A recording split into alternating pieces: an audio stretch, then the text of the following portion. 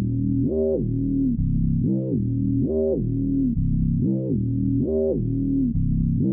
some candy? I have come here to chew bubblegum and kick ass. And I'm all out of bubblegum. Well, hello, Mr. Fancy Pants. I hear you looking for candy, man, bitch. Give me some sugar, baby. Like scary movies. Uh-huh. Want some candy?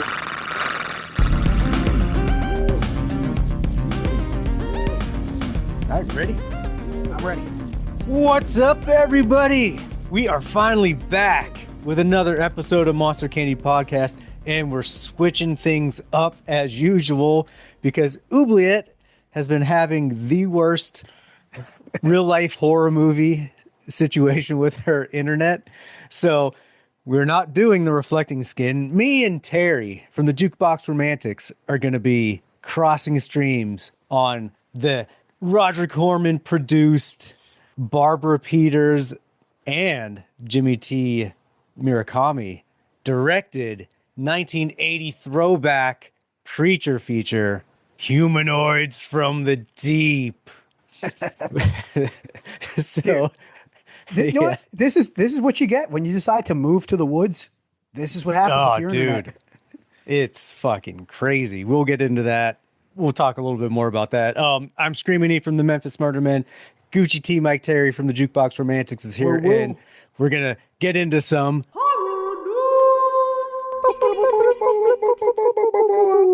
horror news brought to you by Time Bomb Toys, located at 300 Camp Horn Road in Pittsburgh, Pennsylvania. Check them out online at timebombtoys.com or in person, and check out the massage parlor right next to it. You can get some horror paraphernalia and a great massage, and probably a little bit extra after. Did you stop by there on your recent journey over to the motherland? I did stop by Time Bomb Toys, and I did peek in, not actually inside, but I looked over at the handstand. At the handstand. Yeah. At the handstand. Oh shit. But I did not partake in the cream factory next door. Yeah, so horror news. There's a little bit, I mean, it's remakes and prequels and reimaginings. I feel like I know we joke about it, and like I bust your guys' balls because it's always like about a remake, but like I feel like that is the majority of what the horror news world, like the Bloody Disgustings and your Fangories and your Horror Centrals and all the Dread Centrals and all their news is either like editorials of whatever is out right now, which is cool, and then like Blu-ray special edition news, and then like remakes. And like I always bust balls because like I think it's silly that like anybody gets bent out of shape about like the remake thing, but like literally like that's the news they bring. Like there's never like new like it's like I don't know. We don't get like a more news than just that. Like that's the news that's given to us. Yeah. I mean, there's always stuff coming out, but it's just like those are the big hot topics. You know, there's another. Well, I think they bring up conversation points, right? Like it's like you got the Evil Dead burn, but then you also have Evil Dead Wrath or whatever. I was just going to bring that up. That's part of my horror news. So Evil Dead Wrath is Sam Raimi produced. Yeah. And that one is the prequel, right? Right. So are they retconning things, or they're going to like... Well, I guess we'll wait and see. But I thought I read somewhere that one of them was also like even farther back in time. In Evil Dead Rise, that's what they alluded to. So I mean, maybe it's going to go like that far back, but... Yeah, I mean, the trailer for the newest one, Burn, that looks good. Is there a trailer out for Wrath? And maybe I'm just confusing myself now. Yeah, no, I don't think so. I think they're just letting everyone know. They're very separate things, right? Okay. Yeah. The trailer for Rise looks fun. Or Burn. I mean, Burn. I can't. It looks better than Rise. Burn. Disco Inferno. It looks better than it should look. Yeah, I mean, like I enjoyed Rise enough. You know, it's more serious. I want the camp of Evil Dead 2, but it was fine. It was good for what it was. So is Sammy Raimi? Is Sammy? Sammy. Oh, his friends call him Sammy. Is Samuel Raimi directing this one also, or any of these? Is he involved at all? I think just producing. Got it. Got it. Yeah. The last thing he really did was Send Help, which was great. So Yeah. It was not bad. yeah, so I mean, the world needs more goofy horror in that vein of things, and I appreciate goofy, like funny things in horror. Right now, I don't know if you started watching it. We've been watching Widow's Bay. We just finished it. I haven't yet. It's like straight up like for anybody listening, Widow's Bay is a new show on Apple TV, which is a service that out of all the streaming services we don't have, but we definitely steal it from somewhere. You borrow it. We borrow it Allegedly. from somebody. Yeah, allegedly from the internet waves. Yeah. It's not it's not stealing if it's just there. Right. And it's really good. It pays homage to all the different like horror tropes and genres, but also is very much like a Stephen King, H.P. Lovecraft vibe. And it's original too, which I really like. Original without, while borrowing from a lot of things. But one thing I do like about it is that it is pretty funny. Right. In a good way. Like there's some campiness to it, but like the funny things are, how do I say this without sounding like I'm like putting it down? Because I'm not. So like there's like humor in like, did you see Obsession yet? Yeah. Do you know how there's like some comedy in there? Right. And like in all the Key and Peele type horror movie, Jordan Peele movies, and there's some over the top horror comedy in there. I feel like the comedy done on this TV show is more, I guess, in the vein of like an Evil Dead campiness, or like just like really good tension breaking comedy, and not just like this is funny because it's absurd. Right. Which is what a lot of Gen Z and millennial comedy is like absurdist comedy. Right. So Which is good too, but yeah, it's great too. I feel like this is more like in the Tucker and Dale realm of like this is what like we're being funny on purpose here. It's written not to just be awkwardly funny. Right. I think awkward humor is very much in now because that's the generation we're in. And there's nothing wrong with that. It's funny, but yeah. But anyway, sometimes you just need some good old humor. Yeah. So I mean, I guess part of news with that too, bringing up Obsession, is they gave that guy Texas Chainsaw Massacre, right? Yeah. I'm down with that. Like, have you seen his other YouTube shorts? No, I have not. Not bad. Like, and he's funny enough that I think he could get like go back to the 1970s craziness of Texas Chainsaw Massacre and, TCM 2 even with like the comedy. Like, I think he can really nail that over the top. Right. Yeah. Like, I'm sure we'll talk about Obsession, but it was fine. I didn't hate it and love it, but I didn't hate it. And I thought everything was done pretty well.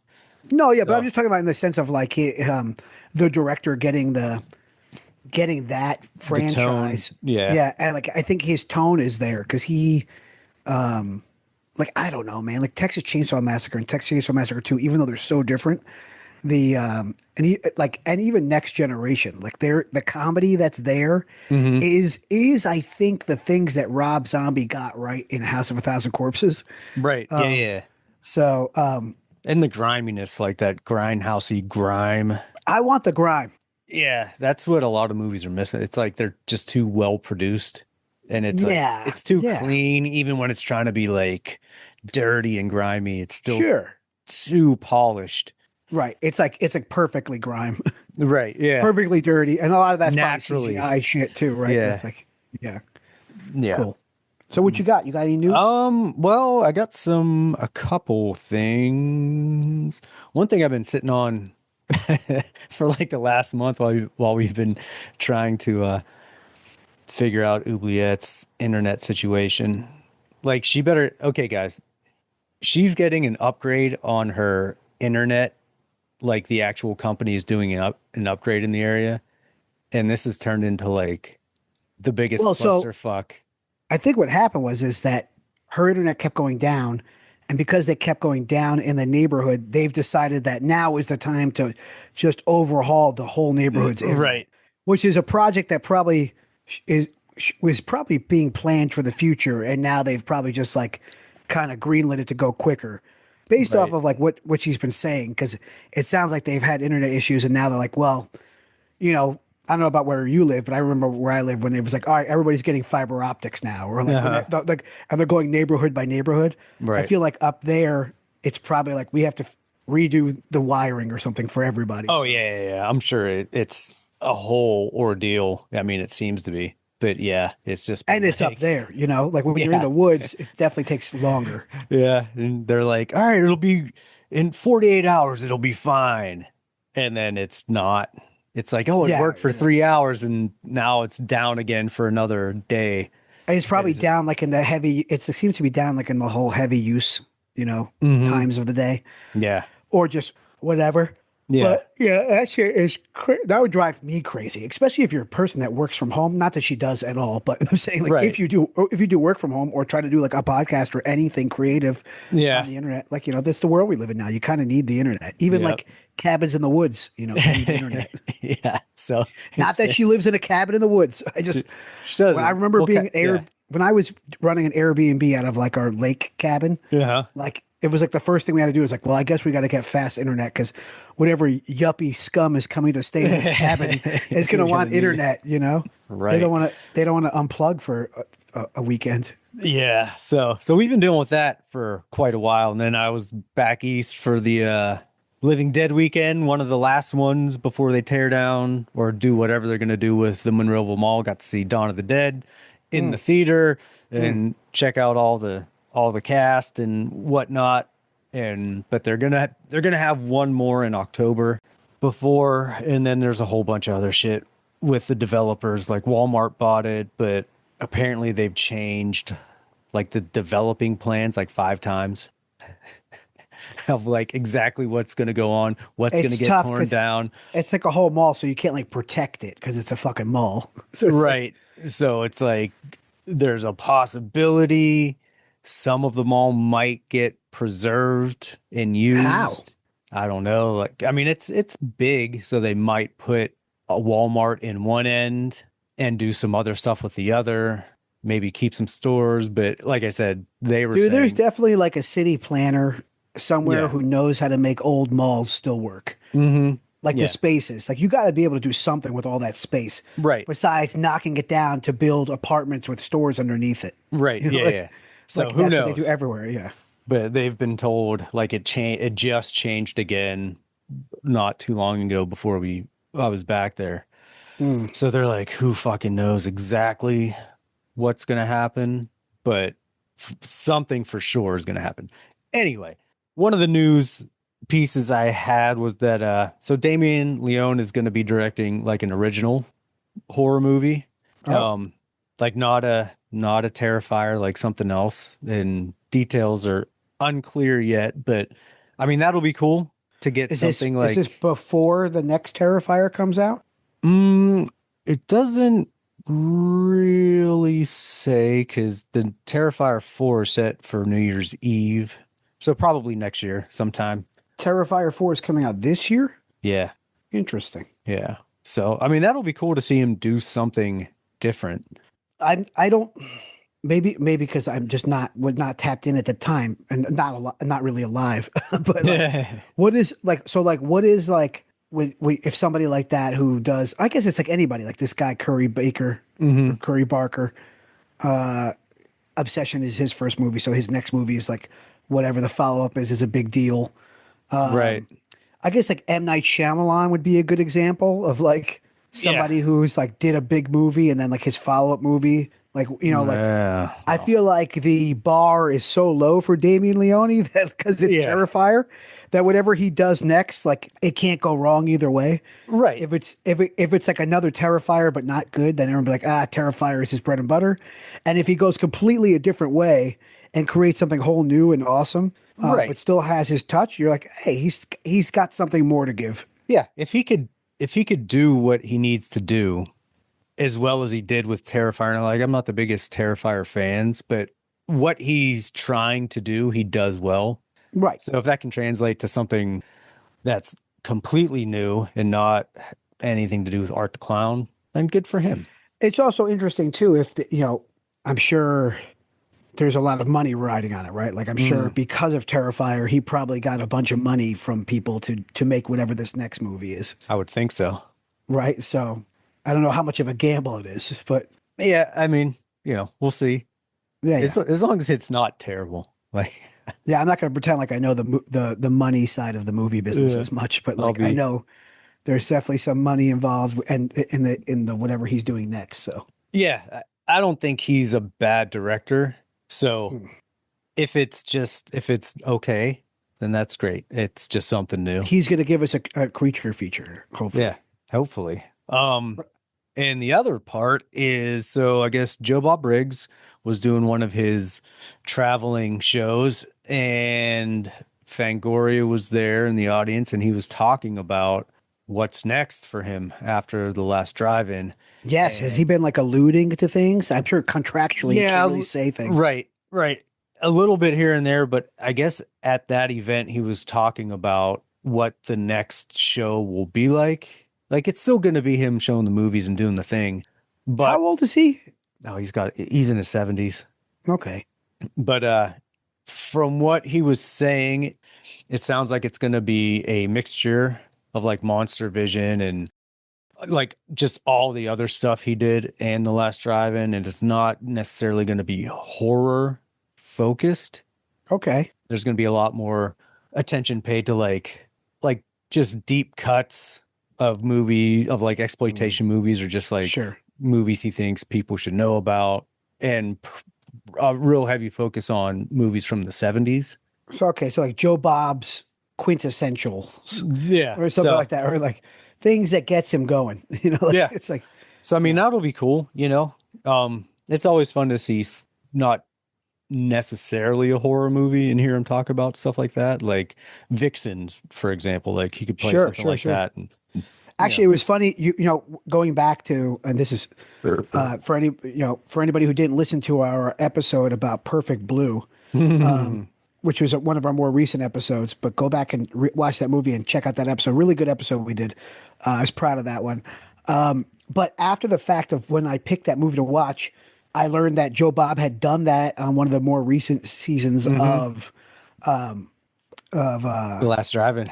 Last Drive-In. And this is where I discovered that there are Last Drive-In episodes where you just get the commentary. And Oh, yeah. Yeah, you never know. They just Joe Bob. Just Joe Bob. And I had no idea. And then so I saw that he had done Perfect Blue. So I watched it after our episode. Just because I was really interested, because that is a great example of a movie that's not necessarily like the horror movie that you'd normally get out of a Joe Bob Briggs. So his, opinions were cool on that. So I'd be very interested in hearing and seeing a Joe Bob show that is more like in the, for lack of a better term, like Alamo Drafthouse choices of film. Oh, yeah. Yeah. And he's cinephile stuff. totally, and he's absolutely like a Which historian. fuck the Alamo Drafthouse right now. Fuck them so hard. Also horror news in Don't even Terry's fucking, world. maybe I might save it for when Oubliette's here, but fuck the Alamo Drafthouse. Which I've never sent a strongly worded email to a company until today, and asked for money back. Oh, geez. Yeah. Well, we hopefully we'll get her back tomorrow, but we'll see. And I asked we'll hear for the about it. ticket money back and for the food money back minus the tip. Jeez. Minus the tip. I told them they should keep the tip Okay. because everything wrong with my experience was not the people delivering the food. Right. Yeah. Damn. Yeah. Oh my God. I'm really over it. I'm really over it. Ever since Sony bought them, it's gone downhill. I mean, that's how it happens. Oh yeah, Big I think companies. they're definitely running it down on purpose. Oh man. Oh shit. You got anything else? No, fuck them. Well, all right. And be sure to, well, I'm sure I'll mention this again. So Trumathon 26 happening at the Mahoning Drive-In Theater in Lehighton, Pennsylvania, July 17th to the 18th. Check that out, and they'll be showing. I got friends going. Yeah, Poultrygeist 2, Dawn of the Chicken Dead. Oh shit, that's awesome. So that's been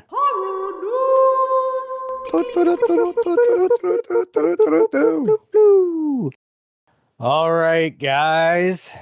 It's time to get into our first Summer Slaughter Creature Series movie of the season. Yes, and we're recording this on the first day of summer officially. Yeah, see? Fucking So we're prepared. perfect. we are prepared. Humanoids from the deep. Ooh, This movie another, I've been another one that I thought was of the deep, just like Yeah. Creatures of the Black Lagoon. This is a movie I've been sitting on for like a year, probably more, to do, but something else has always came up. So I'm glad we're getting to do it.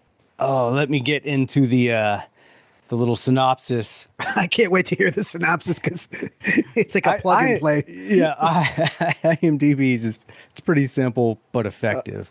Okay. Humanoid sea creatures start killing a fishing town's residents and raping their women.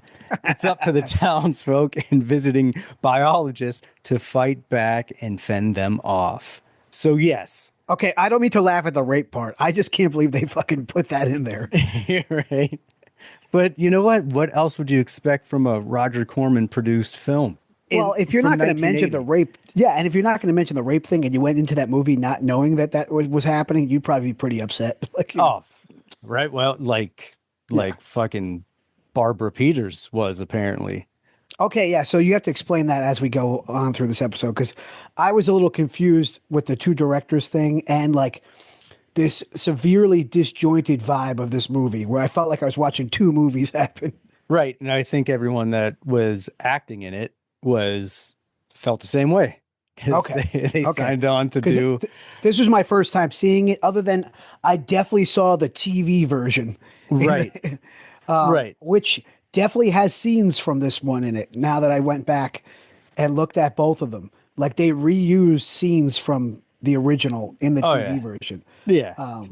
So the original title, when they first had like the script, was called Beneath the Darkness. Great name. And right. And it wasn't like promoted as it was going to be like a creature feature. It wasn't going to be promoted as a creature's feature. Right. So they got everybody on board. And Barbara Peters, directed it. And that was her vision. She was doing like not like a thriller or anything, but she was doing it as not really a creature feature. Even when Really? So it was going to be more like a Creature from the Black Lagoon vibe? yeah, less A classier film? yeah. That's what she was doing. And Got it. she had objections when Roger Corman was basically saying like, so I basically want these creatures to kill the men and rape the women. That's what I want. She's like, got it. From what he says, the killing the men, nailed it. Extremely gratuitous and violent. The raping the women, not so much. It was more implied.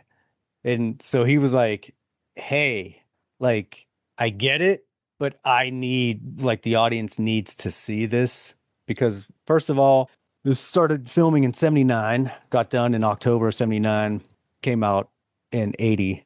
But it's a Roger Corman film. He loves hot chicks and boobs and sex. Sex sells. Everybody knows it. Women know it. Especially Guys know in it. this time period of like the type of movies that he's making and people are putting out, like, exploitation films are very much like in the wheelhouse of cinema, right? So like, Absolutely.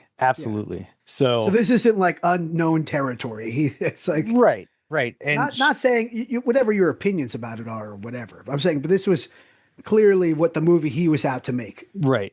And she was not making that movie. Yeah, definitely not like an unknown, like, oh, out of the blue. It's like, it's Roger Corman. This is Sure. what he wants. But she was feeling weird about it. So he ended up having to have the secondary director, Jimmy, was it Murakami, come in and not do reshoots, but do like add-on scenes, which were all the gratuitous, like creatures raping and devouring the women, which Sure. I'm sure her film would have been great, but I don't think it would have been as great. I think that silly camp and gratuitous like violence completely adds like an extra layer of awesomeness to this movie. Yeah. The ultra violence of this movie is what makes it watchable. Right. Because then if not, then it's just, that bad movie Creature we watched a couple of years back. Like, you know what I'm saying? Like, it's like, not enough.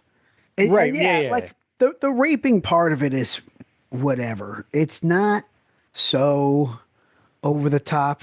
Right. It's not like you're seeing it's penetration or anything. Like, it's very silly, yeah. and it's very much just like monster on woman, here's boobs, Right. and then it's over. And I don't know, we're two dudes, so we're probably the wrong people to ask about this for sure. But like, I don't know, like me at 40 years old in 2026, I can watch this movie and have a good time and think like, all right, this was silly and stupid, but like the gore was good, and I can appreciate like how good some of the practical effects in the suits look awesome. Like the monster Right. suit looks great. Right. I think it's funny that apparently there's supposed to be 3,000 of these monsters in the waters, but we only see three or four or two on screen at one time. Like I think there was only like 3 or 4 of them on the screen at once. Right. Yeah. But the editing is so well done that like during that carnival finale, like you would think yeah. there's hundreds of these things running around. So, yeah. So let's get into Yeah, let's why get and it. how it happened. So this is such a throwback, like sci-fi horror drive-in movie from the 50s.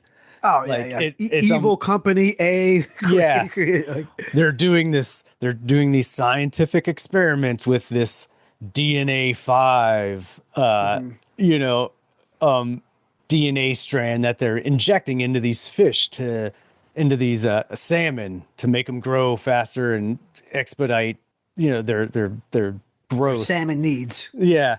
And wouldn't you know it, there's a goddamn tidal surge that knocks, that hits a building, and it lets out all these mutated fish into the ocean. 3,000. Yeah. 3,000 Into the ocean. And wouldn't you know it, man, things start mutating. Like they put them in salmon and frogs, but now their evolution has found a way, and you're getting these sea creature men. It's funny you say it like that too, because I was reading something up about this, that this is one of the first movies of its kind that does that, like this like human hybrid monster movie, Right.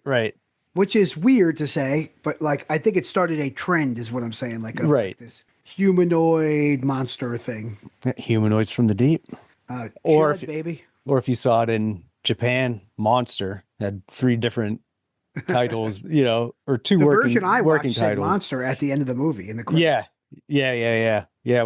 Whenever I watched it on Shudder a long time ago, and it came up as Monster, and then underneath it was like Humanoids from the Deep, and I was like, what? I was confused because I didn't know. There's definitely like somebody owns the rights to something, and that's why they had to do it that way, right? Yeah. Like it's- But yeah, like you were saying, like the good stuff about it, absolutely. Like it's fun beyond all other things. It's fun. Oh well, yeah. So that's what I was saying. 40-year-old me, this is a fun practical effects. This is fun. I can watch it. Summertime movie. There is a point in time in my young horror life, like in my Fangoria, monster magazine buying, that like this is the type of movie I'm going to try to look for. Right. Like, I had so many bootleg DVDs and VHSs of like bad B horror movies, that looking for a movie like this. Because like I was down for monsters and boobs.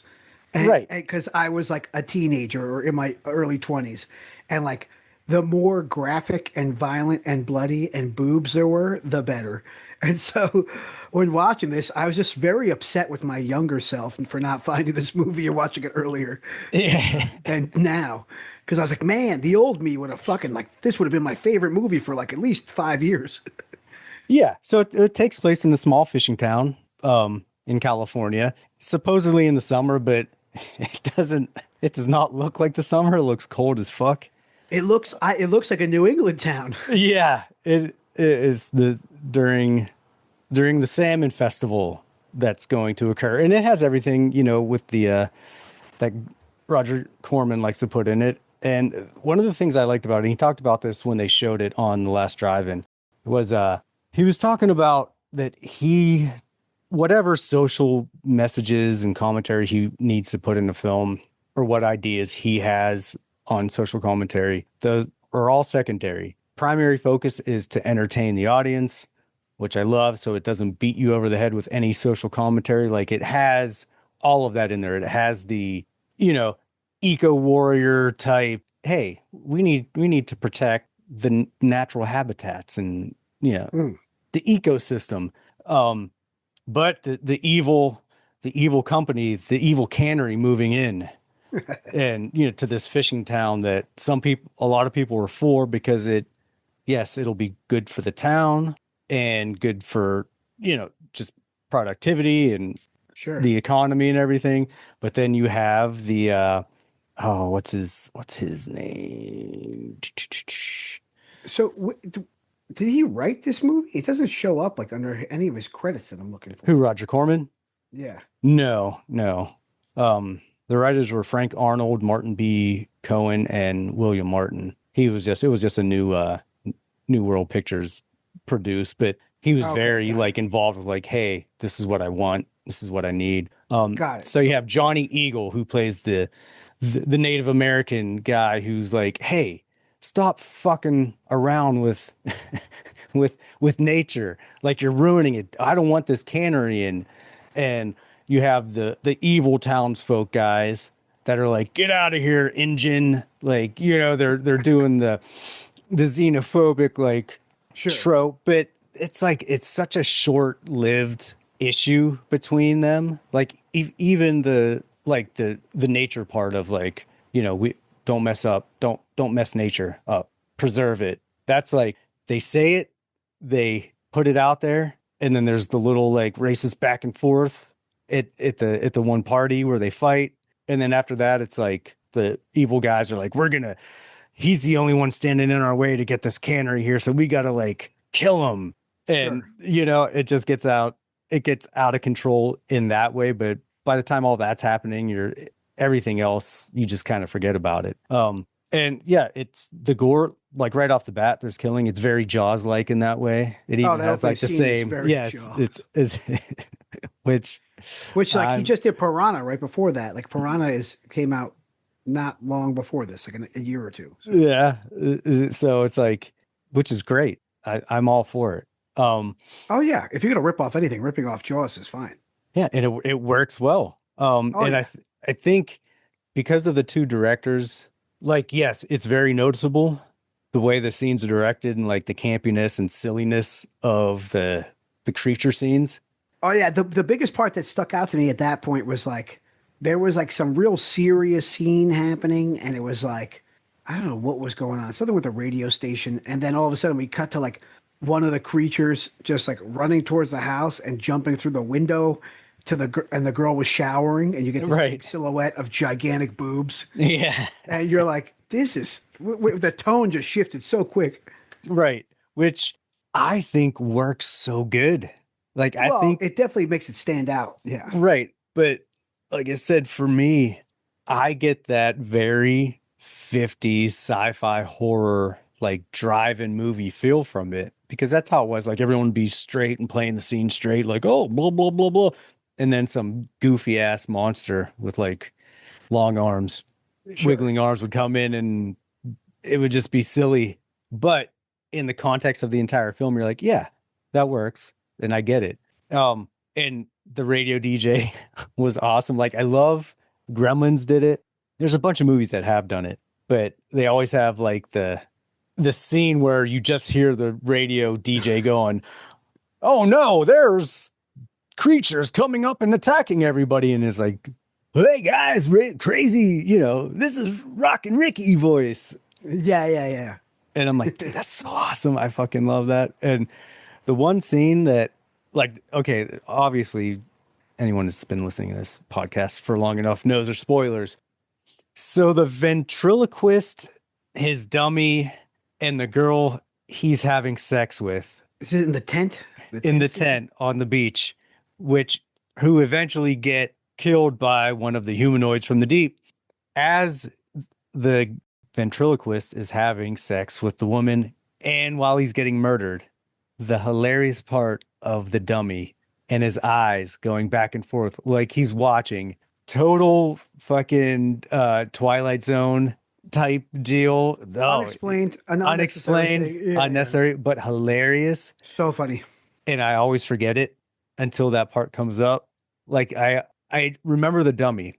Do you think the arguments on set between the directors about whether that should do that or not, you think that was in there? You know, I don't think so because she filmed all the stuff and then they went back and just did shoots. So she Yeah, wasn't that doesn't even seem like there. something they went back to do though. Like, It I don't know. All of it's way too funny though to like they were like we have to leave this in, right? right. So yeah, I think it was just when they went back and added all the like gratuitous boobs and the killing of the women.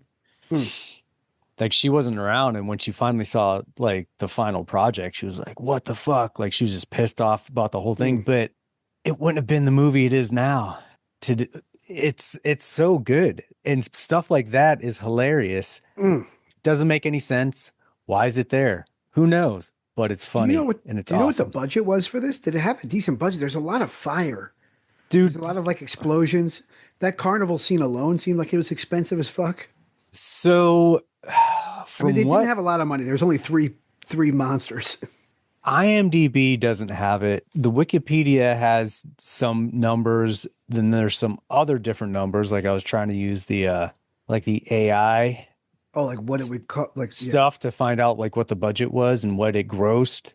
And there's just all kind of conflicting reports. From what I can tell is at least a couple million. Like there's one reported Wikipedia on its Wikipedia page has it at 2.5 million.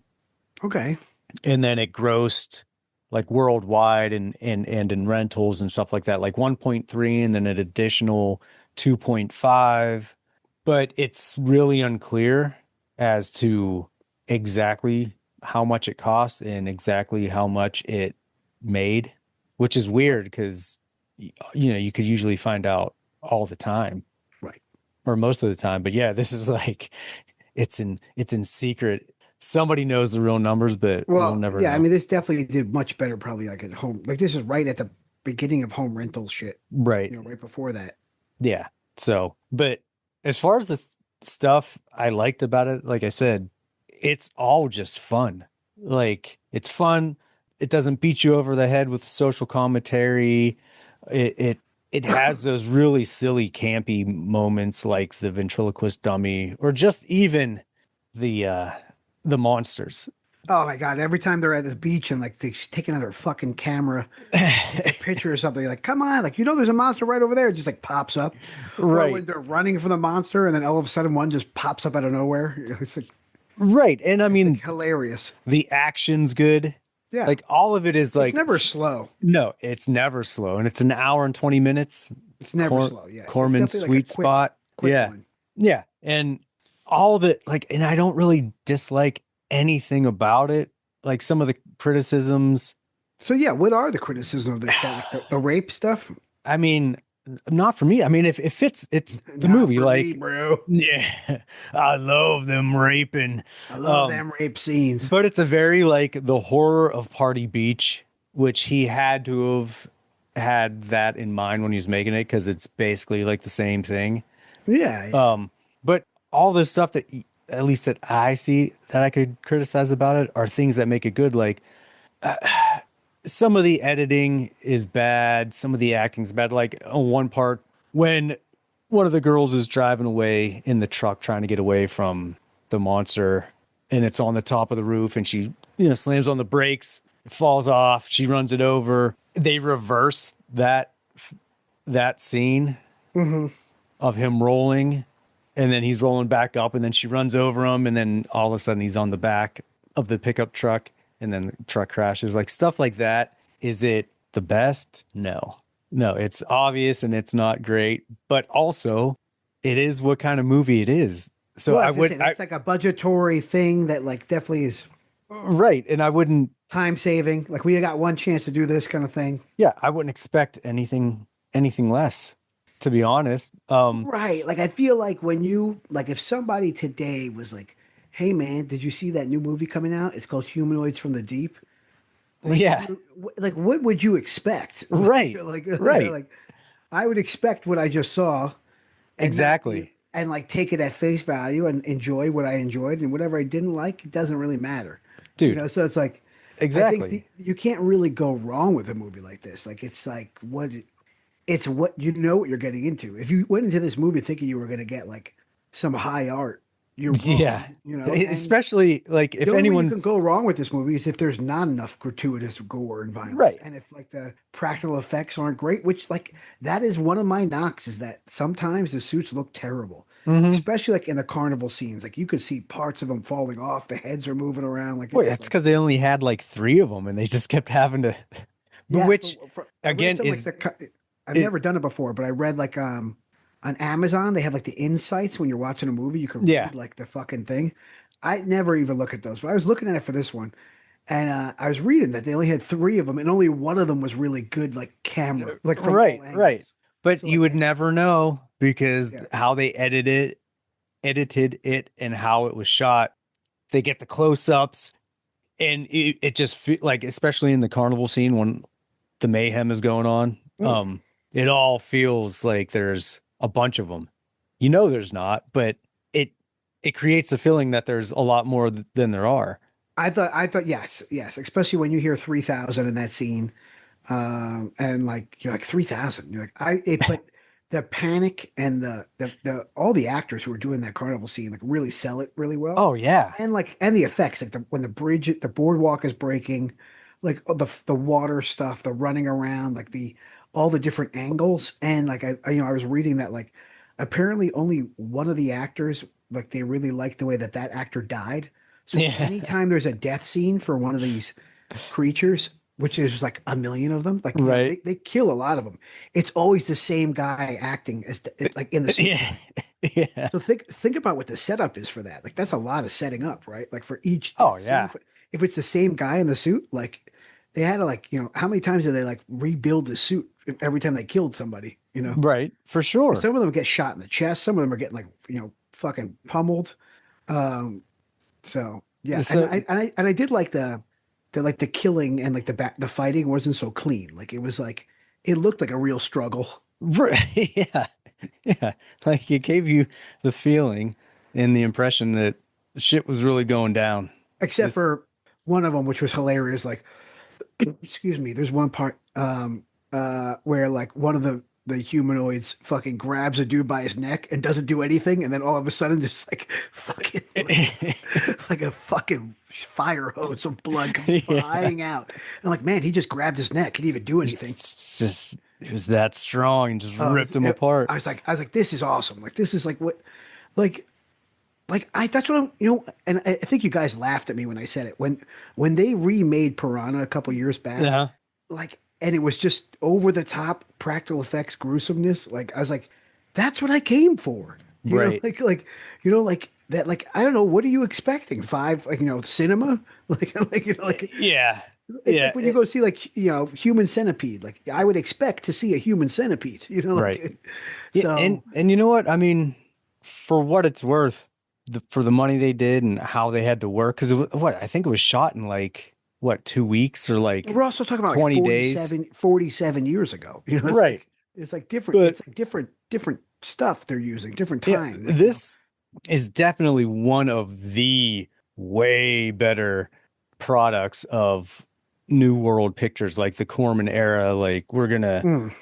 monster movies or sci-fi movies, because some of them are real bad. New World took over the Hellraiser franchise, right? Was that Was or it is New that World? New Line? New New Line? Line. Is it New Yeah, Line? New It Line. might be New Line. But yeah, for how fast they did it, what they had to work with, only having three monsters, Mhm. doing all the stuff they could do, I thought it was great because there's like I said, there's other films that he produced, shot quick, not a lot of money, or even if they had a No. lot of money, like it's bad. They're bad. Like Yeah. the effects are bad. The sets are bad. But this was super solid. And the only like real critique I had was it's supposed to take place in the summer. And it's just I love that. That's your big critique. like, it's just obviously not. Because I was like, man, okay. Typically, when we do like a summer slaughter creature series, we like to do films that actually take place in the summer. Sure. And since there's like beaches and there's bikinis, I'm like, oh yeah, it's summer. But then I'm watching it, I'm like, you know what? This definitely doesn't look like the summer. Like everyone's wearing like fall jackets, like heavy ass jackets. I get it, they're in a fishing town, and it could be, a little breezy, but I mean, were they Northern California? yeah. All right. Uh, but I needed to make sure. I'm like, when is this supposed to take place? And it says supposedly in the summer. So I was like, all right, at least I'm not wrong. But yeah, it doesn't look like it at all. Hmm. But aside from that, like I got what I wanted out of this film. Oh yeah, this has been on like a long time like need to rewatch or watch list because I swear I had seen it, but I definitely saw like the TV version as a kid. Mm-hmm. Like definitely on like the Sci-Fi Channel or like WPIX, like that an afternoon movie kind of thing, Yeah. like a Saturday night creature feature, but like Mm-hmm. definitely not the original one. Right. Like it was definitely way tamer. I feel like Oh it was like yeah. it was like a double feature with like fucking critters or something. Yeah. Like nothing too out of control. Yeah, yeah. But I like this is probably my favorite film that Roger Corman had anything to do with. Mm. I always forget how fun it Over is too. Chud? Oh, yeah. Yeah. I always forget how much fun it is. And even like because it has, like I said, it has everything. It has the science got a fiction aspect of it, has the horror, has the rubber gore, suit has guy. boobs, rubber suits, like monsters. It's a monster movie. And sure, we nowadays we get the Godzillas and the King Kongs and the kaiju Sure. stuff, and even when we get some like real creature features from the independent uh community, they're really low budget and kind of crap and Yeah. like real crappy. Yes. And it's like very rarely do we get like a good solid throwback creature feature. Mm. And I mean, this was in 1980, but it took me back to like them or even the creature from the Black Lagoon. Like it, Sure. I mean, it's in the name too. Like the Humanoids from the Deep sounds like a comic book or like a 1950s right, kind of like thing, like it right, has that sci-fi vibe to it. right. And I miss that. And I know it's not like in vogue to do that stuff now. And if you do it's going to be super low budget and really campy, and everyone's aware of the camp, and that's how they're playing it. Or it's like something like Killer Clowns from Outer Space where we'll get like a remake of it, Right, right. because it's like, oh, this is one of the more popular of that genre, right? Hmm. So that's the only way that that genre will come back into style in like more mainstream Hollywood. Right, Because like even like, a distant cousin to this is the Toxic Avenger. right. So, and we got a remake of that, which was, what it was. Well, yeah. And so, if somebody was like, can you do a Humanoids from the Deep in 2026? Like, yes. Will it be good? Like, I think it could be, but you would need like a Damien Leone to do it, or somebody even like in a more polished than him to pull Right. it off. Not saying he couldn't do it, but like I think for a mainstream audience to be into it, it needs to, or not even a mainstream audience. Like I don't know, for people to give it the time of day, it needs to at least like look good, but Yeah, also be yeah. fun. But it needs to be fun, Right. right? Because We if it's need too dark and serious, then everyone's gonna be like, "This is a downer," or it's just yeah. like or it becomes just like a scary monster movie. And this movie is not scary. Like, there's no No, point of watching it Humanoids has from the Deep where you're scared. it has scares in it, like scare spots, some jump scares, but it's not like it's not like a creepy, terrifying movie. You know how you could kind of do it? And this is maybe, and do it like, do you remember a couple years ago, there was that really bad movie, Zombievers, Oh yeah, the yeah, zombie yeah. beavers? Hmm. That has some TNA in it. And like the creature feature vibe. Like, I think it needs to stay in the like campy zone for it to work. Oh, absolutely. You got to keep it in Yeah. the campy zone. Especially if It- you want to have the boobs in it and everything like that. right. There's like there's a way you can do it, but you actually have to be a fan of the old sci-fi creature feature Mm. movies from the 50s and the 40s and the 60s. to Actually, get that. you could do it with like the guy who did Psycho Gorman or Frankie Frico. Hmm. Like somebody like that. Like somebody who knows the genre and can really nail it, Right. and keep it looking good, at the same time. Or even like, Joe Dante could do it. yeah, for sure. Or like Eli Roth has the ability to do it. Mhm. He just tends to go at, he's Yeah, you're not right. quite Yeah, there yet, but he he could do it. could. He could. Because you have to have, I mean, Green Inferno was there. Like right, it definitely had the comedy aspect that you're looking for in something like this. right. And you have to Um, have yeah. the main characters playing it straight and playing it seriously. Like that's how all those old movies, that's why it works so well, because we've talked about it before. They were playing the scene well, like to the best of their ability as a serious scene. Mhm. And they were reacting to everything that was campy as if it was a serious thing. But because it's just inherently campy, it comes off like the audience gets it. That's silly, but the characters they're not over the top reacting. They're not reacting to it as what we're watching. Like, oh, this is a guy in a rubber suit. Like, how Sure. fucking silly does this look? They're like, oh my God, like they're really terrified, but doing it as if they were doing the highest budget, Steven Spielberg. You have this is you're absolutely scared. So this is Yeah, how you this have is what to sells it. Yeah, react yeah. to it. Right. Yeah, I think you're right. I think Eli Roth is like the prime example of who could probably make a movie like this work. And isn't he doing the new Ice Cream Man movie? Yeah. Yeah, this is not that that is this, but that is a distant cousin to this. Like Right. Right. And like you could do it. just keep Rob Zombie away from it because it'll turn out Yeah. terrible. He has this is the thing about Rob Zombie that fucking kills me. It's probably what kills everybody, but go on.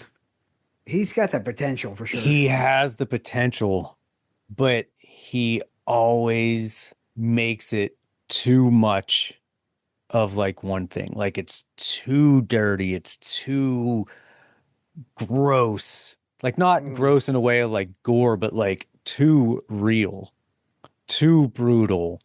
sure. And then he wants to add all these like retarded backstories for things that don't need it. Like Mm. keep it simple, I, stupid. I think his problem is that he blew his load. His Yeah. opus was House of a Thousand Corpses, and I know everybody says Devil Rejects is better, and there is an argument for that. But like, I think he used all of his creative flow in those two movies. Yeah, I like them both for different reasons. But you know what And I'm saying? Like, there's some bands that make only one good album, and, right. there's nothing wrong with that. Some people No. don't make any good albums or Right. any good songs. So Right. like, if you make one good song, that's all it takes, right? Like For sure. Cheap Trick were a band for 20 years before they wrote Surrender. Right. Yeah. And like, they got a couple other songs, but like, it took them 20 Yeah. years to write Surrender. Right. And in movies, like, some people make one good movie and that's cool. You only need one good something. Yeah, to be remembered for sure. I'm yeah. not even mad about it. But it's No. But like, I get why Rob Zombie gets flack, but like we only need one or two from him. We don't need any more. Yeah. Yeah. Be happy with that, Robert.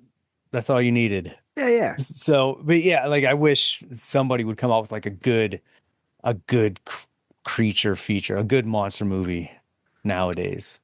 Yeah, what was that one? Dude, there was one years ago. I remember I was getting tattooed and we watched the whole thing while I was getting tattooed, and then we watched the second one. Excuse me, guys. I'm so sorry. I've had this cough for about 400 months now. It's just part of who I am now. Fucking Feast. Yeah. Feast was great. Like the first two of them, like stuck in a bar or something like that. It's Right. like Tremors or one of those kind of vibes. Like that was really good, but I mean, at that point, we're still talking 15 years ago almost now. So it's like, Right. It's not even that. It's not that recent. Yeah, even Tremors was a good monster movie where they played things seriously, but there was also the comic relief and the campiness, but they didn't react to it as if it But we're They, also they talking 30 years ago, right? right, right. I know. What's something more recent that's in that Dude, realm? I don't even know Like because for a monster movie, it's tough to. I mean, Cloverfield, maybe there's some comedy in the first one, but yeah, but those are like giant kaiju films. It's yeah, tough to get like a and the comedy there is kind of like the comedy we were talking about earlier in tonight's episode, like the awkward comedy, right? right, right. It's awkward funny. It's not Yeah, like intentionally nerdy, campy funny. right. And that's the thing today in modern times is everyone's just too aware of what's going on in the campiness. And I feel like a lot of directors just let that slide. And they're like, yeah, this is a stupid movie and it's silly. We'll react to everything as if we know it's silly and stupid. And it's like, no, you're fucking it up, Sure. but also, dude, sometimes the monsters just suck. Right. I mean, And it you're works like, in a certain man, movie, like like look at Cabin in the Woods. right, right. You have the one silly comedy guy. Everybody else is playing it straight, right? Hmm. But it's still pretty funny. Right.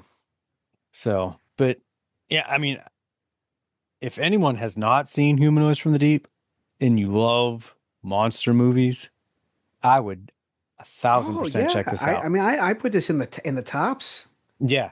Yeah, of like it's so monster good. movie stuff like that. Yeah, like it's an easy watch. It's just fun. Yeah. If this is like a good, like if you got a projector in the backyard and you don't have neighbors that'll get weird Dude, about boobs, I've been I feel like I've been talking to my buddy about doing that because he hasn't seen it.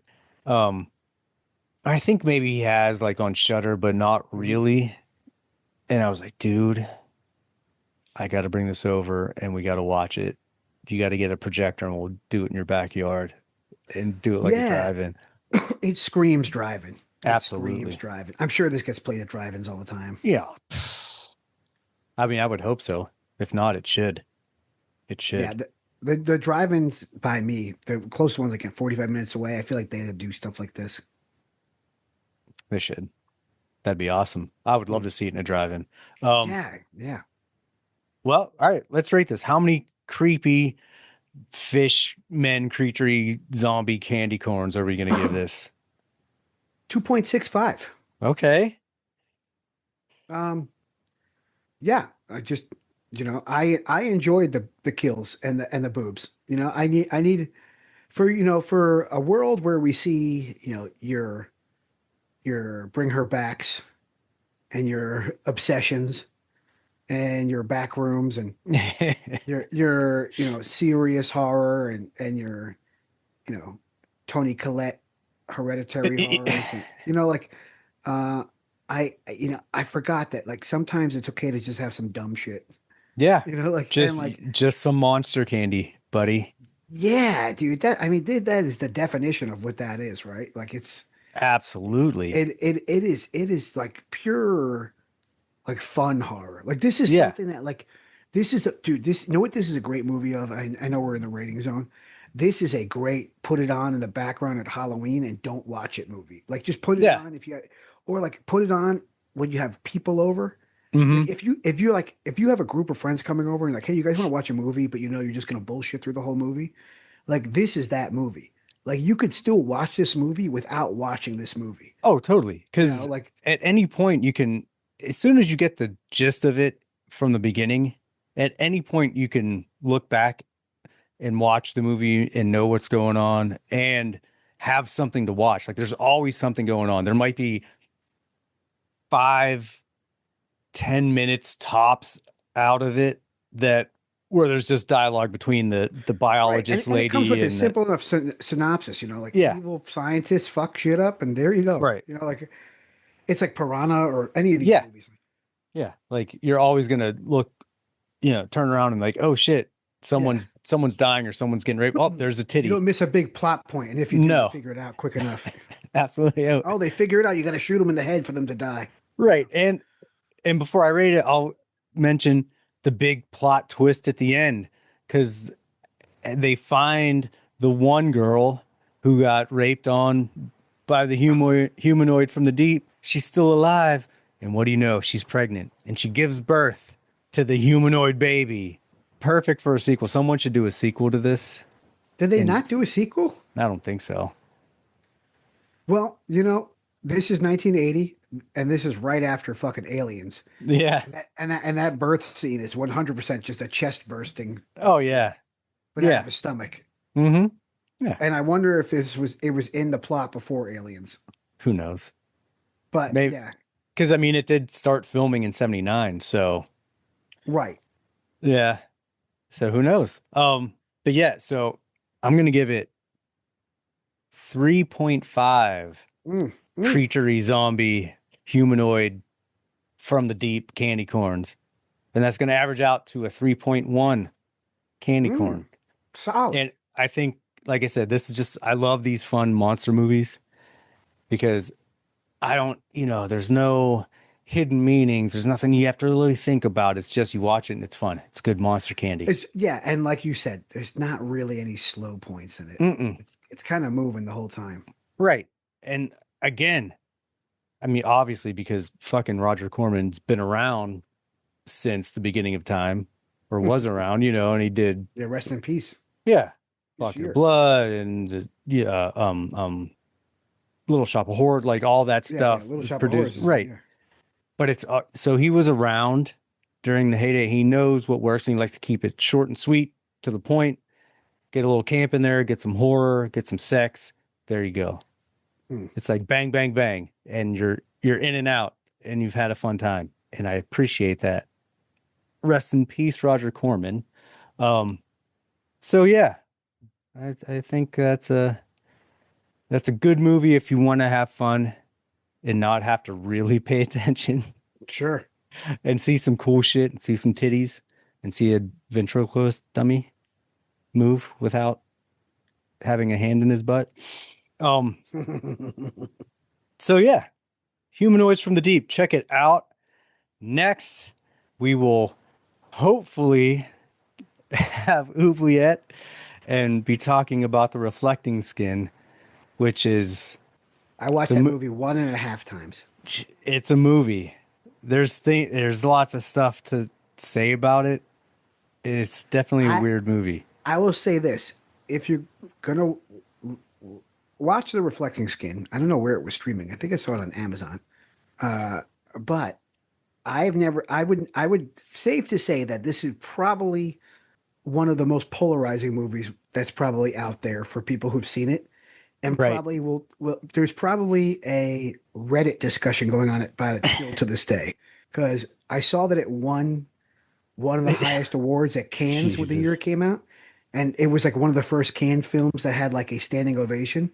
And when I first watched this movie, I was just like, this is, and you'll have to listen to our episode to know what I'm going to say. Yeah. Because I watched it twice and my opinion has changed about it. But that's all I'll say. Yeah, it's something. It is definitely something. So hopefully we're going to get after it tomorrow and then get that out along with this. But until then, guys, check out Humanoids from the Deep. Thanks for tuning in to me and Gucci T crossing streams, making things work, because it's been a while. And stay tuned for the next episode of Monster Candy Podcast. Hello, bitches. Fancy. All right, guys, we'll see you later. Stay safe out there. Happy Some summer. sugar, baby. Slaughter like scary Creatures. Want some candy? Awesome, dude. That was fun.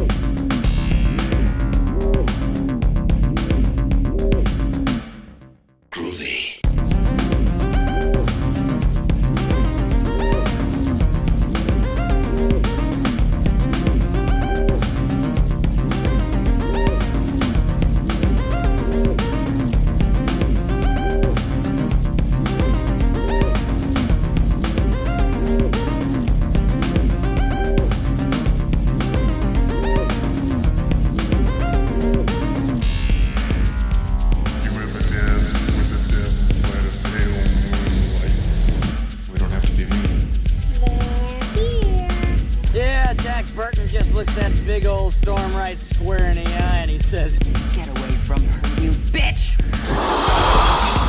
You're gonna need a bigger boat. Your move, creep. Listen to them. Children of the night.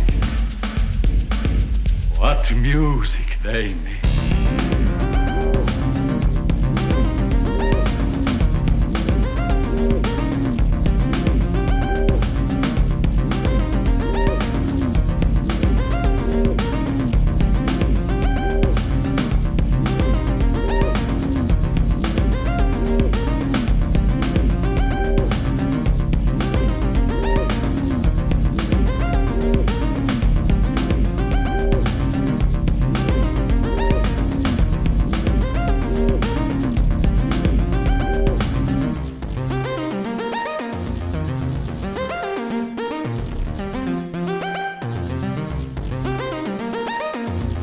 Want some candy?